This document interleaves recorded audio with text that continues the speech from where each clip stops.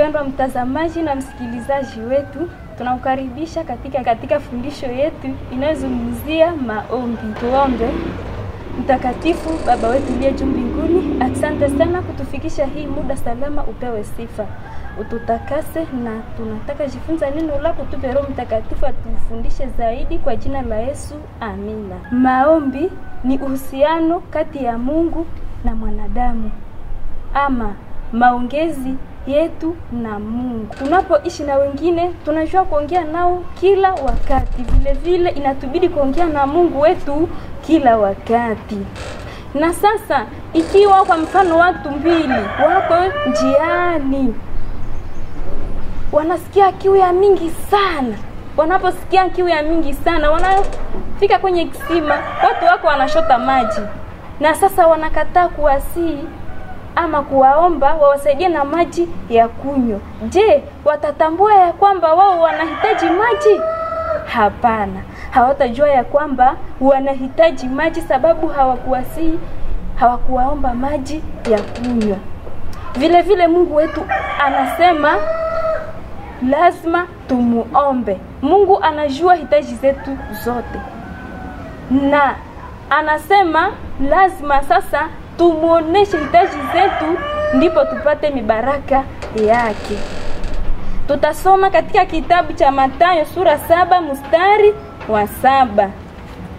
Inasema hivi: Ombeni nanyi mtapewa, tafuteni nanyi mtaona, pigeni hodi nanyi mtafunguliwa. Shairi la 8 linasema, maana yule anayeomba anapata kile alichokiomba, na yule anayetafuta anapata kile anachokitafuta. Pia yule anayebisha wanatambua haraka ya kwamba mtu yu mlangoni, wanamfungulia. Shairi la 8 ni swali linaloniuliza na pia la kuuliza hivi: je, ni nani kati yetu ambaye mtoto wake anayemfikia anasema papa au mama, mimi nasikia njaa, unisaidie na maji ya kunywa? Sasa mzazi pahali ampatie chakula, anampatia jiwe. Ama mtoto naomba samaki, mtoto anampa nyoka. Mungu anatuambia katika shairi la 11 ya kwamba sisi waovu tunajua kupatia watoto wetu zawadi nzuri. Na sasa ni zaidi sana Baba wetu aliye mbinguni atawapa mema wale wanaomuomba. Na Mungu anapatia Roho wake Mtakatifu wao wanaomuomba. Lakini ikiwa unanyamaza kimya, hautamuomba, hautapata suluhisho kwa hitaji lako. Na hasa Mungu anatuambia katika kitabu cha Mathayo sura 11 mstari wa 28 ya kwamba tulete mzigo yetu yote kwa Yesu na ataweza kutupatia suluhisho.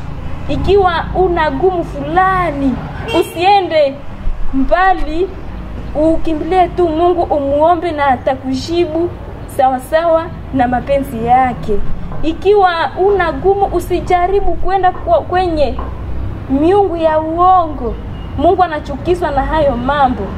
Ujikaze, ujinyenyekeze mbele ya Mungu na umuombe, na hata usichoki kumuomba kabla haujapata jibu kwa hitaji lako. Mungu atuneemeshe na atubariki kwa jina la Yesu.